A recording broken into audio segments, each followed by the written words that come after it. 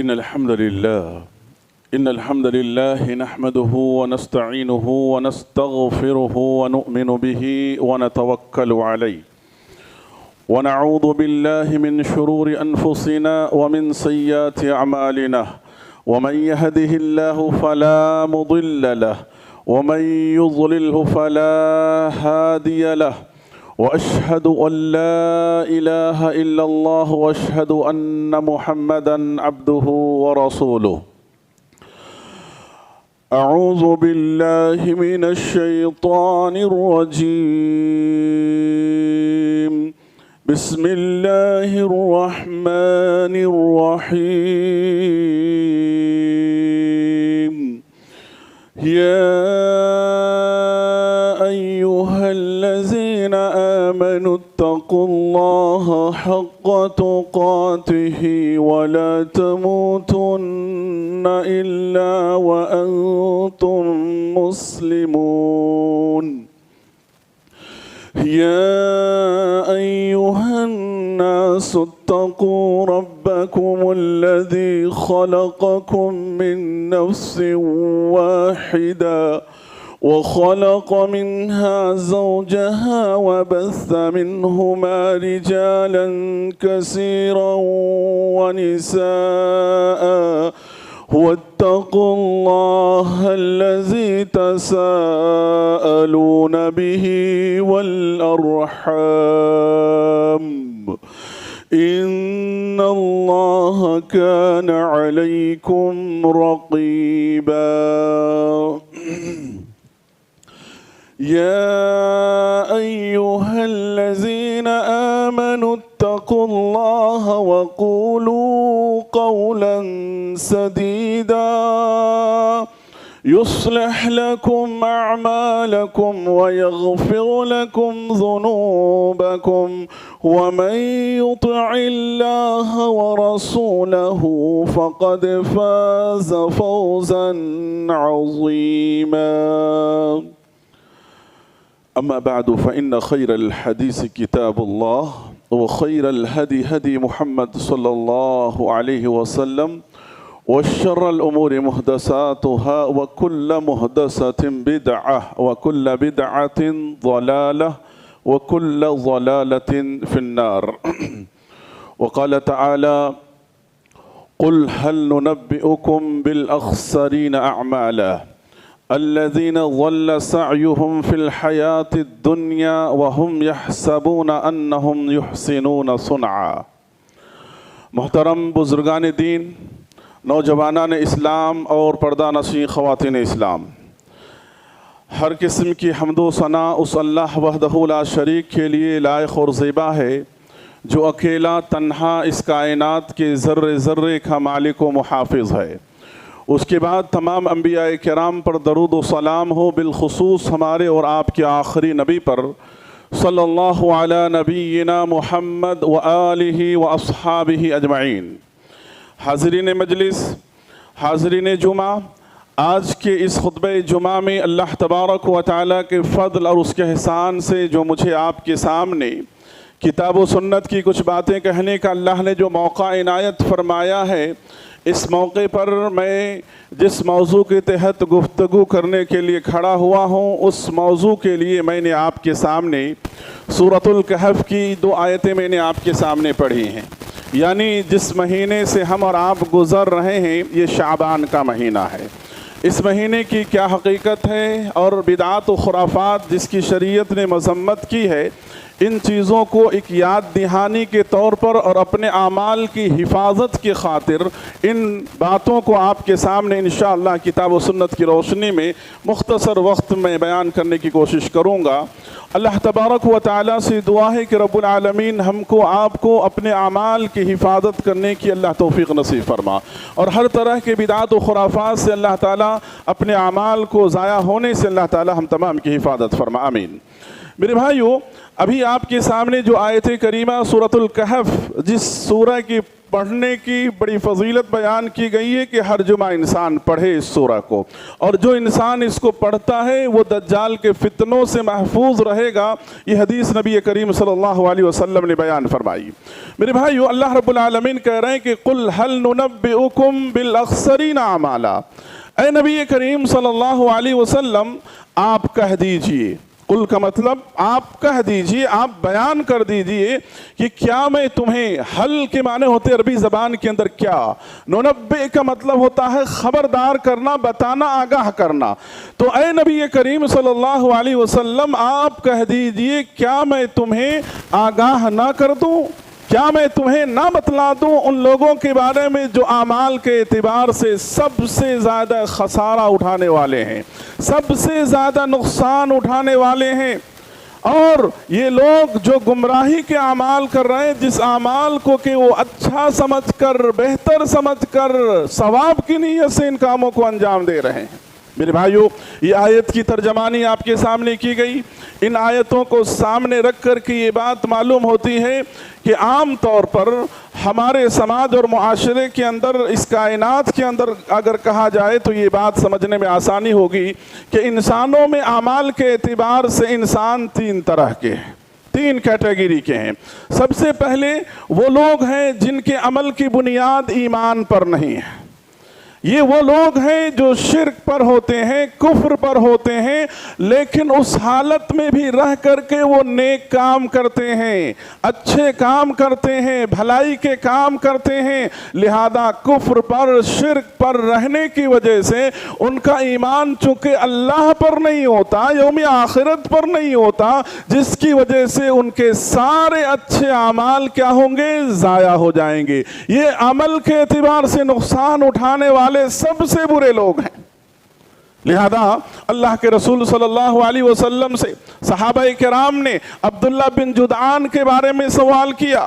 عبداللہ بن جدعان یہ کون ہے؟ عبداللہ بن جدعان یہ وہ شخص ہے جو زمانہ جاہلیت کا بڑا اچھا انسان تھا، بڑا نیک انسان تھا، بڑا انسانیت نواز تھا، بڑا اخلاق مند تھا، بھوکوں کو کھلاتا، پیاسوں کو پلاتا، ضرورت مندوں کی ضرورتیں پوری کرتا، یہاں تک کہ اس کے اخلاق اور کردار سے صحابہ بھی متاثر تھے، لیکن اس نے ایمان نہیں لایا۔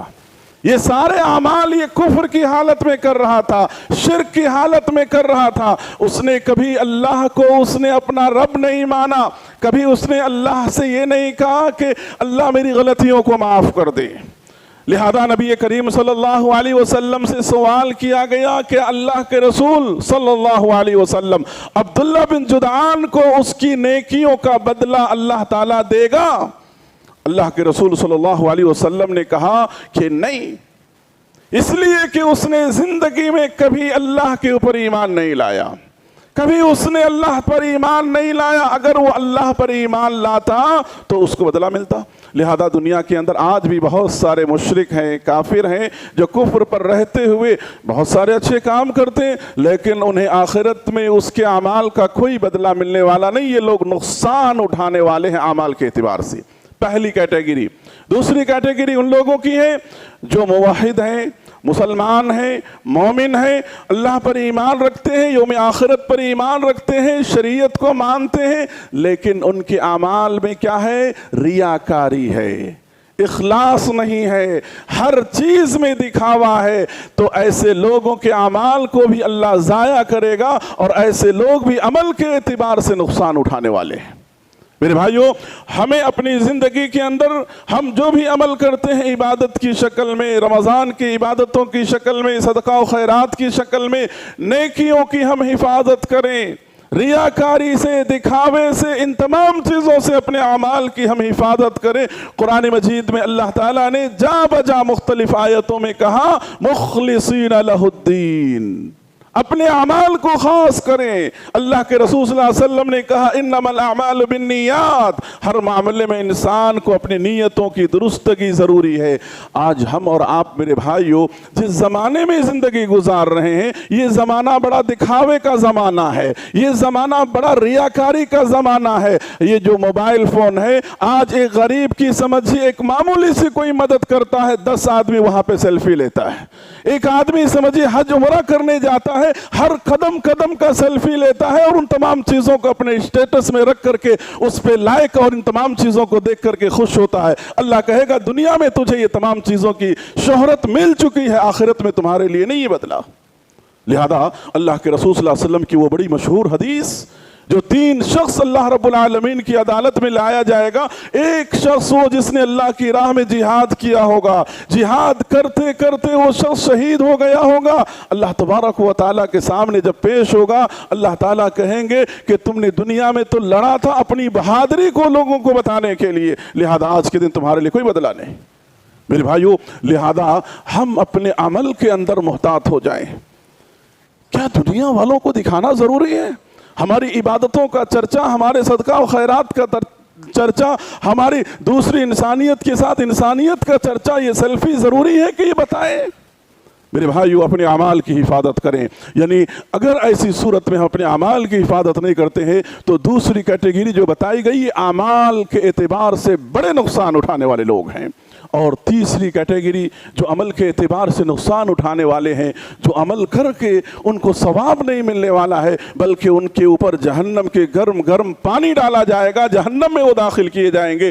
یہ بھی مسلمان ہیں، یہ بھی کلمہ پڑھنے والے ہیں، لیکن یہ وہ لوگ ہیں جنہوں نے دین کے اندر نئی نئی چیزوں کی ایجاد کیے ہیں، نئی نئی باتوں کو ایجاد کیا ہے، جن چیزوں کے تعلق سے کتاب و سنت میں کوئی دلیل نہیں، کوئی حدیث نہیں، کوئی پروف نہیں، کوئی عمل نہیں اللہ کے رسول صلی اللہ علیہ وسلم کا، ایسی چیزوں کو اپنی زندگی میں دین کے نام پر ایجاد کرتے ہیں۔ دوسرے الفاظ میں اگر کہا جائے تو بدعات، نئی چیز۔ اور ہر خطبہ جمعہ میں آپ سنتے ہیں کہ ہر بدعت گمراہی ہے اور ہر گمراہی انسان کو جہنم کی طرف لے جانے والی ہے۔ میرے بھائیو، اللہ کے رسول صلی اللہ علیہ وسلم نے اس بدعات و خرافات کی طرف اللہ کے رسول صلی اللہ علیہ وسلم نے اشارہ کرتے ہوئے کہا کہ ما من نبی بعثہ اللہ فی امہ۔ یہ حدیث عبداللہ بن مسعود رضی اللہ عنہ راوی حدیث ہے، صحیح مسلم کی روایت ہے۔ اللہ کے رسول صلی اللہ علیہ وسلم فرماتے ہیں کہ اللہ تعالیٰ نے ہر نبی کو جس امت میں جو اللہ تعالیٰ نے مبعوث فرمایا، اس سے پہلے بھی اللہ رب العالمین نے جن امتوں کے اندر نبیوں کو مبعوث فرمایا، الا کان لہ من امتہ حواریون، ان کے کیا ہوتے تھے؟ اصحاب ہوتے تھے، صحابہ ہوتے تھے، حواریین ہوتے تھے۔ اور وَأَصْحَابُ يَأْخُذُونَ بِسُنَّتِهِ وَيَقْتَدُونَ بِأَمْرِهِ، اور ان کے اصحاب اور ان کے صحابہ جو ہے نبی کی سنتوں کو لیتے اور اس کے حکم کو لیتے اور اس پر عمل کرتے۔ جب تک ان کے صحابہ، ان کے اصحاب اس دنیا کے اندر رہے، دین اپنی اصلی حالت پہ رہتی، اور جیسی ہی نئی نسل آئی انہوں نے دین کی شکل کو بگاڑ دیا، دین سے ان کا کوئی تعلق نہیں، جو وہ کہتے وہ کرتے نہیں، جو چیز دین میں کرنے کا نہیں ان چیزوں کو وہ انجام دیتے کرتے۔ اللہ کے رسول صلی اللہ علیہ وسلم نے پیشن گوئی یہ کی کہ اس دین میں بھی اور اس سے پہلے کے دین میں بھی ایسی بدعتیں ایجاد کی گئی۔ آپ دیکھیے، اللہ کے رسول صلی اللہ علیہ وسلم جب تک موجود تھے، صحابہ کرام موجود تھے، دین پوری طرح سے محفوظ تھا۔ آپ جتنی بھی بدعات ہو، خرافات ہو، جتنی بھی باطل فرقے ہو، یہ تمام کی تمام چیزیں بعد میں وجود آئی ہیں۔ لہذا انہی باتوں کی طرف اللہ کے رسول صلی اللہ علیہ وسلم نے اشارہ کیا۔ لہذا بدعت ایک بڑی خطرناک چیز ہے، بدعتی ہر طرح سے نقصان اٹھانے والا ہے۔ آپ دیکھو، ایک بدعتی پیسہ خرچ کرتا ہے، محنت کرتا ہے، وقت لگاتا ہے، کوشش کرتا ہے، خون پسینہ ایک کرتا ہے، لیکن اس کی بدعت کی وجہ سے اس کو اس کے عمل کا کوئی بدلہ ملنے والا نہیں۔ اللہ تبارک و تعالیٰ نے سورہ غاشیہ کے اندر کہا عاملۃ ناصبہ تصلی نارا حامیہ تسقی من عین آنیہ، کہ کل قیامت کے دن کتنے ایسے لوگ ہوں گے جو باقاعدہ طور پر اللہ کے پاس پیش کیے جائیں گے، बड़े बड़े आमाल लेकर के पेश किए जाएंगे, बड़े बड़े सदक़ात होंगे, उम्रा होगा, हज होगा, बहुत सारी नेकियां होंगी, लेकिन अल्लाह तबारक व तआला उनकी इबादतों को ज़ाया कर देगा। जैसे कि अल्लाह ने कहा सूरह फुरक़ान के अंदर, वक़दिमना इला मा अमिलू मिन अमलिन फजअलनाहु हबअन मंसूरा। अल्लाह उनके अमाल को हवाओं में ज़र्रात की तरह उड़ा देगा और क्या कहेगा, इन लोगों को इनके मुंह के बल घसीट कर इन्हें जहन्नम में दाखिल करो, वल्इयाज़ु बिल्लाह। क्यों? इन्होंने जो अमाल किए हैं, ये अमल मुहम्मदुर रसूलुल्लाह सल्लल्लाहु अलैहि वसल्लम की लाई हुई शरीयत के मुताबिक नहीं था। ये अमल इनकी मनमानी का अमल था, ये अमल इनके औलिया और बुजुर्गों का अमल था, ये किताब व सुन्नत वाला अमल नहीं था। तो मेरे भाइयों, हम अपनी जिंदगी के अंदर क्यों ना इस मुख्तसर जिंदगी में वो अमल करें जो अमल अल्लाह को राज़ी करने वाला हो। क्यों ना हम उन अमाल को अंजाम दे जो अमल हमें कामयाबी की जमानत देने वाली हो। लिहाजा अब सवाल ये पैदा होता है कि ये जो बिदअतें हैं, इन बिदअतों का नुकसान क्या होता है समाज में, इंसानी ज़िंदगी में, इनफरादी ज़िंदगी में।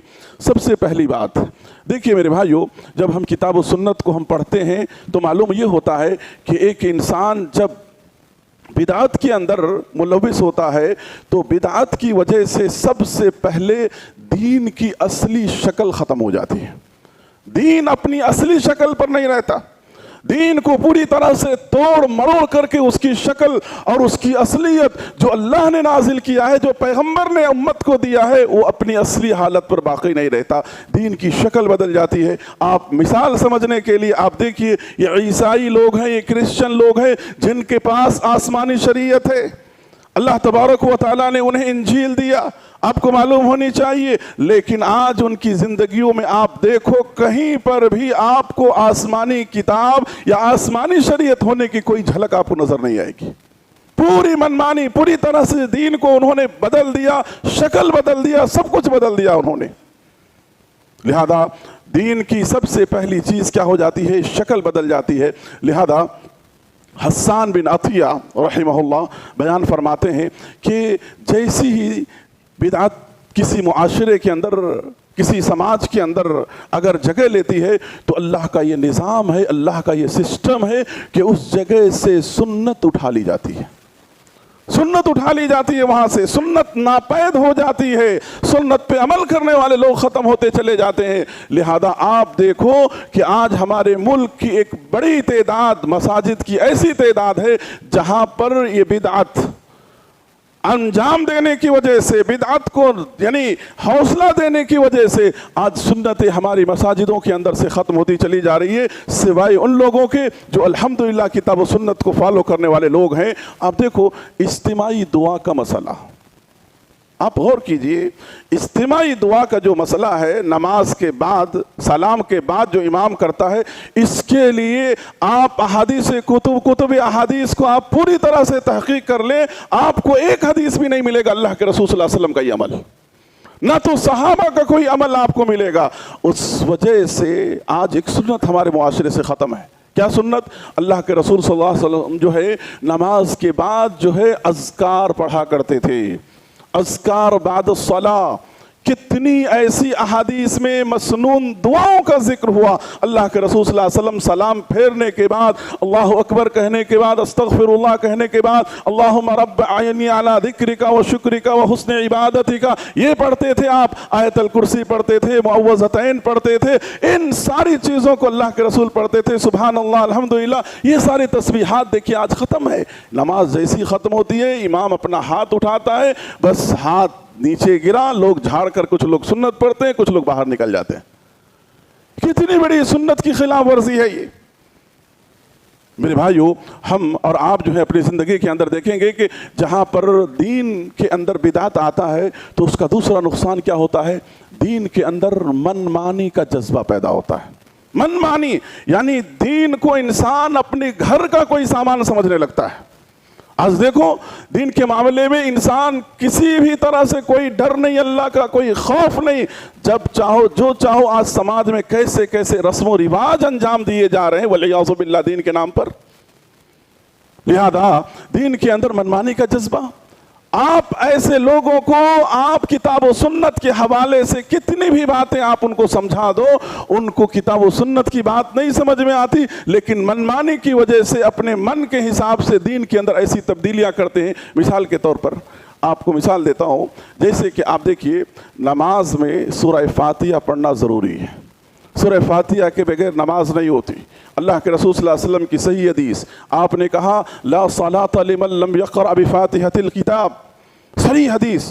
لیکن آج ہمارے معاشرے کے اندر ایسے جو بدعتی قسم کے لوگ ہیں، بدعتی ذہن رکھنے والے لوگ ہیں، آپ ہزار دلائل ان کو دے دو، بات سمجھ میں نہیں آئے گی، لیکن وہی لوگ فاتحہ کھانے کی چیزوں پر پڑھتے ہیں، مٹھائی پر پڑھتے ہیں، مختلف قسم کی چیزوں پر پڑھتے ہیں، جبکہ اس کے لیے کوئی شرعی دلیل نہیں ہے۔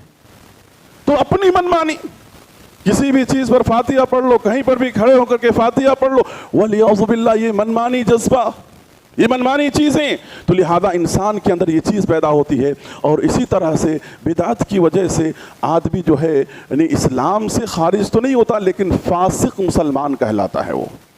اور بدعت کا ایک نقصان یہ بھی ہے کہ انسان جس کام کو انجام دے رہا ہے اس کو وہ بہتر اچھا سمجھ کر کے انجام دے رہا ہے، جس کی وجہ سے اکثر ایسے بدعتی لوگ توبے سے محروم ہوتے ہیں، توبے کی توفیق نہیں ملتی ایسے لوگوں کو، بہت کم، الا ماشاء اللہ، جس کے دل میں جذبہ ہو اللہ تبارک و تعالیٰ کے دین اور حقانیت کو سمجھنے کا، ورنہ وہ زندگی بھر اس عمل کو صحیح سمجھ کر کرتے کرتے اسی بدعت پر انسان کیا ہے اس دنیا سے رخصت ہو جاتا ہے۔ اسی طرح سے میرے بھائیو، یہ بدعت کا سب سے بڑا نقصان یہ ہے کہ بدعت انسان کو شرک کے دروازے پر لے جاتا ہے، سب سے بڑا نقصان یہ ہے، بدعت انسان کو شرک کرا کے چھوڑتا ہے۔ آپ دیکھو، آپ بدعت اور شرک کا دونوں کا آپس میں ایک دوسرے کا بڑا گہرا تعلق ہے۔ شرک بدعتی جو ہوتا ہے، بدعت کرنے والا جو ہوتا ہے وہ شرک تک جاتا ہی ہے۔ اس کی مثال نبی کریم صلی اللہ علیہ وسلم نے قوم نوح کی دی۔ قوم نوح کے اندر شرک کی ابتدا کیسے ہوئی؟ آپ پڑھیں قرآن مجید، آپ کو معلوم ہوگا کہ ان کی قوم کے جو نیک لوگ تھے، ود، سوا، یغوث، یعوق، نصر، جس کا ذکر اللہ تبارک و تعالیٰ نے سورۃ النوح کے آخری صفحے میں اللہ رب العالمین نے کیا ہے، یہ قوم کے نیک لوگ تھے، اللہ والے تھے، صالحین تھے۔ جب ان سب کا وفات ہو گیا تو قوم کے اندر یہ ابلیس، یہ شیطان نے کیا کیا؟ لوگوں کو آ کر کہا، بھئی تمہارے نیک لوگ، اللہ والے لوگ جن کو دیکھ کے اللہ یاد آتا تھا، ایسے لوگوں کو تم بھول گئے؟ ان کے مجسمے بناؤ، ان کی تصویریں بناؤ۔ ایک نسل نے ان کے مجسمے بنائے، تصویریں بنائی، دوسری نسل کو کہا بھئی تمہارے آبا و اجداد اس کے سامنے جھکتے تھے، سجدہ کرتے تھے، پھر اس کے بعد اس کے سامنے جھکنے لگے، اور پھر اس کے بعد ابلیس نے کہا ان سے مانگتے بھی تھے۔ آج ایک بدعتی قبر پہ جاتا ہے، مزار پہ جاتا ہے، وہ کہتا ہے کہ ہم بزرگوں کے قبر پر بس عاجزی اور انکساری کے لیے ہم جاتے ہیں، ان کے لیے ہم دعا کرنے جاتے ہیں، اللہ سے نہیں مانگتے۔ لیکن ہوتے ہوتے وہ قبر والے سے مانگنے لگتا ہے، قبر پہ سجدہ کرنے لگتا ہے، قبر پہ جھکنے لگتا ہے، قبر والے سے اولاد مانگنے لگتا ہے۔ کیسے شرک اور بدعت کا دیکھیے کیسا دروازہ ہے اور کیسا تعلق ہے۔ لہذا ایک بدعتی ایک دن شرک کر کے ہی رہتا ہے، لہذا انسان کو چاہیے کہ وہ متنبہ رہے، آگاہ رہے۔ یہی وجہ ہے کہ کتاب و سنت کی باتیں آپ کے سامنے بیان کی جاتی ہے کہ کسی بھی طرح سے آپ کے اوپر یعنی شیطان حملہ نہ کرے اور کسی بھی طرح سے ایمان اور عقیدہ آپ کا نہ لوٹے۔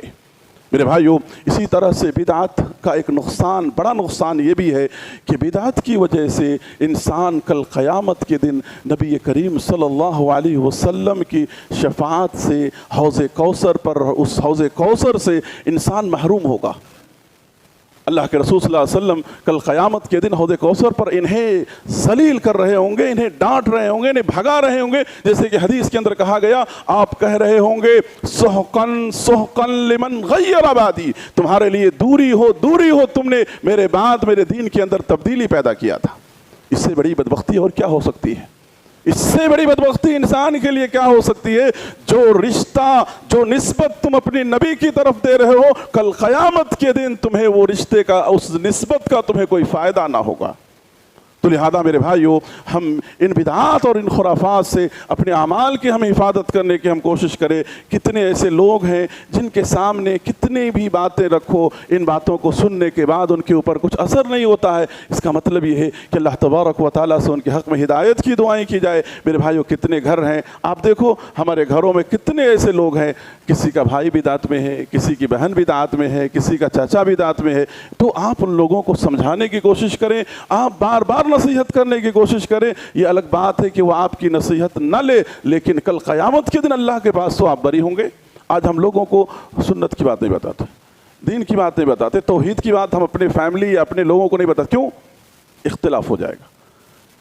سلفی لوگ جو توحید کی بات کرتے ہیں اختلاف ہو جائے گا، بس یہی سمجھتے ہیں۔ میرے بھائیوں دنیاوی سارے معاملات ہمارے ہوتے ہیں، دعوتیں ہوتی ہیں، گیدرنگ ہوتی ہے، پارٹی ہوتی ہے، شادی ہوتی ہے، سب کچھ، بزنس، تجارت، سب کچھ چلتا ہے ہمارا، لیکن ہم دین کی بات بتانے کی غلطی نہیں کرتے۔ بھائی کیوں؟ اختلاف ہو جائے گا۔ میرے بھائیوں اللہ کے رسول صلی اللہ علیہ وسلم کی تعلیم اور اس میں اختلاف، اللہ تبارک و تعالیٰ کا پیغام، کتاب و سنت کا پیغام اور اس میں اختلاف، ہرگز نہیں ایسا ہو سکتا ہے۔ لہذا ہم اپنے اندر اپنی ذمہ داری سمجھیں کہ یہ ہمارا کام ہے، دعوتی کام کرنا، اللہ کے بندوں کو اللہ تعالیٰ سے جوڑنا، اللہ کی مخلوق کو ان گناہوں سے، ان برائیوں سے روکنا، یہ ہماری ذمہ داری ہے۔ اگر یہ احساس اور یہ نیت ہمارا ہو تو ضرور اللہ رب العالمین ہمارے اپنے مقصد میں ہمیں کامیابی عطا فرمائے گا۔ میرے بھائیوں میں چند منٹ اب آپ کے سامنے ایک دو باتیں خصوصاً اس مہینے کے تعلق سے میں آپ کے سامنے بیان کر دوں۔ یہ جو مہینہ ہے شعبان کا مہینہ، اس مہینے کی فضیلت اس اعتبار سے ہے کہ جیسی شعبان کا مہینہ آتا یہ رمضان کی یاد تازہ کرتی ہے۔ اللہ کے رسول صلی اللہ علیہ وسلم اپنے آپ کو تیار کرتے، صحابہ کرام کو جو ہے خوشخبری رمضان المبارک کی دیتے، اور اللہ کے رسول صلی اللہ علیہ وسلم اس مہینے میں یہ بات ہے کہ آپ کثرت سے روزہ رکھا کرتے تھے، نفل روزہ رکھا کرتے تھے۔ میرے بھائیو یہ شعبان کا جو مہینہ ہے، جن لوگوں کے سال بھر یعنی گزشتہ رمضان میں جو روزہ چھوٹ گئے تھے، قضا روزہ کو مکمل کر لینا چاہیے، کیونکہ وہ رمضان آنے سے پہلے ہمارے چھوٹے ہوئے روزے مکمل ہو جائیں۔ جس کے لیے اگر کوئی شرعی عذر تھا، شرعی عذر کی وجہ سے انہوں نے روزہ چھوڑے، مثال کے طور پر کوئی آدمی سفر میں تھا، سفر کی وجہ سے وہ چند روزے نہیں رکھ سکا، تو اب اس کے پاس موقع تھا سال بھر لیکن نہیں رکھا، لیکن شعبان کے مہینے میں وہ رکھ کے مکمل کر لے۔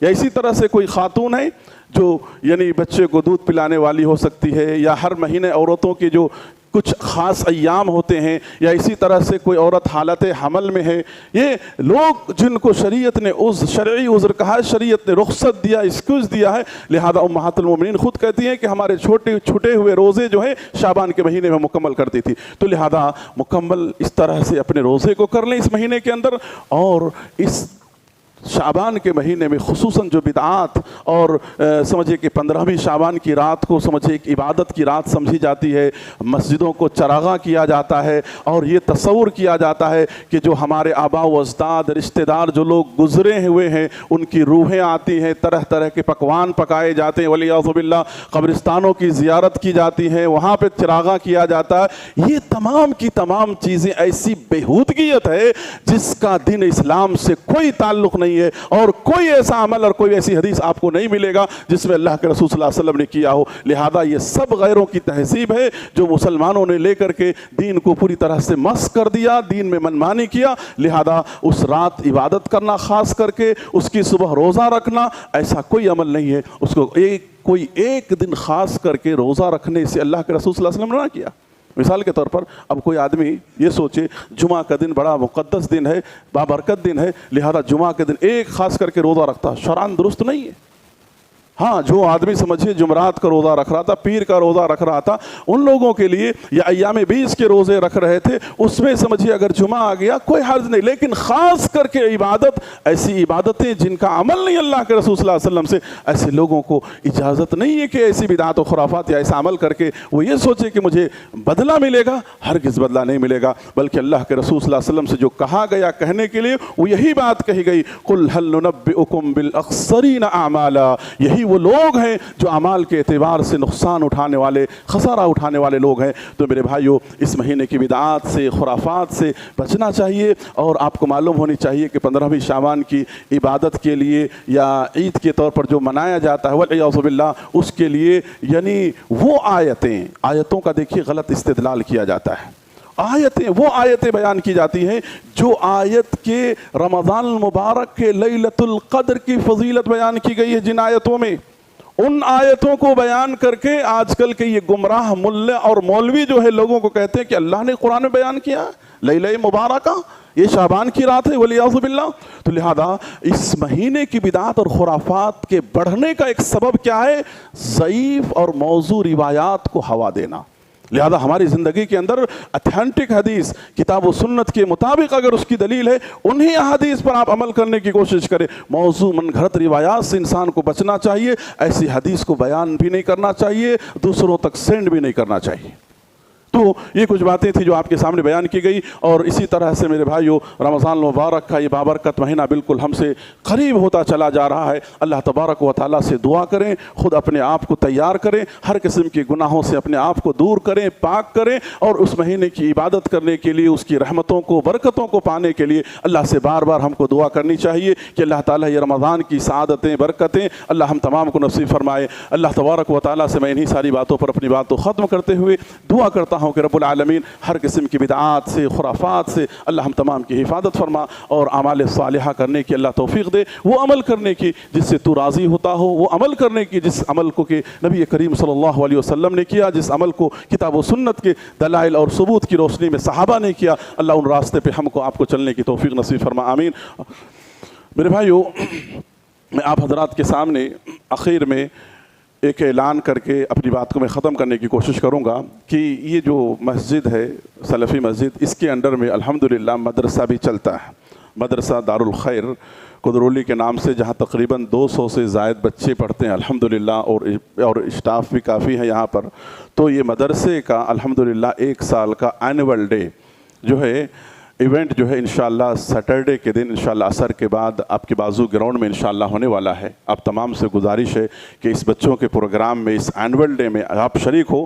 یہ کمیٹی مینجمنٹ کی طرف سے مجھے کہا گیا آپ تمام کو دعوت دینے کے لیے، لہذا آپ تمام کو دعوت دی جا رہی ہے کہ آپ شریک ہوں۔ عصر کے بعد یہ پروگرام شروع ہوگا، اور ساتھ ہی آپ سے گزارش ہے کہ یہ بڑا پروگرام ہو رہا بچوں کا، جس میں اخراجات بھی بہت ہے، ایک خیر اور بھلائی اور نیکی کا کام ہے۔ آپ میں سے جو اہل خیر حضرات اس میں شریک ہونے والے ہیں، آپ سے گزارش ہے کہ وہ تعاون جو ہے ڈائریکٹ ذمہ داروں تک آپ پہنچا دیں۔ اللہ تبارک و تعالیٰ آپ کے دیے ہوئے مال قبول کرے اور بقیہ مال میں خیر و برکات عطا فرمائے۔ دوسرا اعلان یہ ہے کہ آپ جس طرح سے ہر جمعہ اس مسجد کا آپ تعاون کرتے ہوئے آئے ہیں، یہ خاص اعلان ہے، آپ اسی طرح سے آج بھی مرد و خواتین تعاون کرتے ہوئے جائیں۔ اللہ تبارک و تعالیٰ آپ کے دیے ہوئے مال کو قبول فرمائے اور بقیہ مال میں اللہ رب العالمین خیر و برکات عطا فرمائے، آمین۔ اور کچھ لوگ دعا کی درخواست کیے ہیں، جن میں سے کچھ کینسر پیشنٹ، ایک مرد، ایک خاتون جو ہے 2 دن پہلے وفات پا گئے، اللہ سے دعا کرے اللہ ان تمام کی مغفرت فرمائے، اور جو لوگ بیمار ہیں اللہ ان تمام کو شفا عاجلہ کاملہ اللہ رب العالمین نصیب فرمائے۔ اسی طرح سے جو لوگ تجارت اور بزنس میں پریشان ہیں، اللہ ان کے مسائل کو، ان کے رزق کے لیے بہتر اسباب پیدا فرمائے، آمین۔ اقول قولی ھذا استغفر اللہ لی ولکم ولسائر المسلمین۔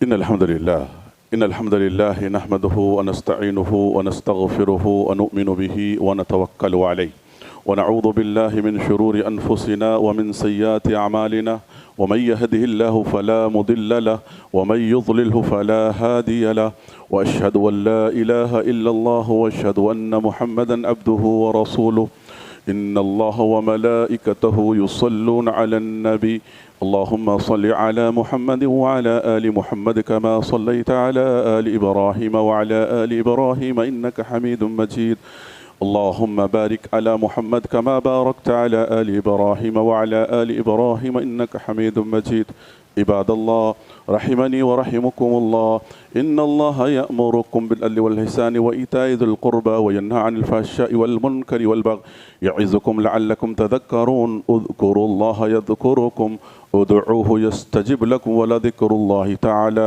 أعلى عز وأتم وأهم وأكبر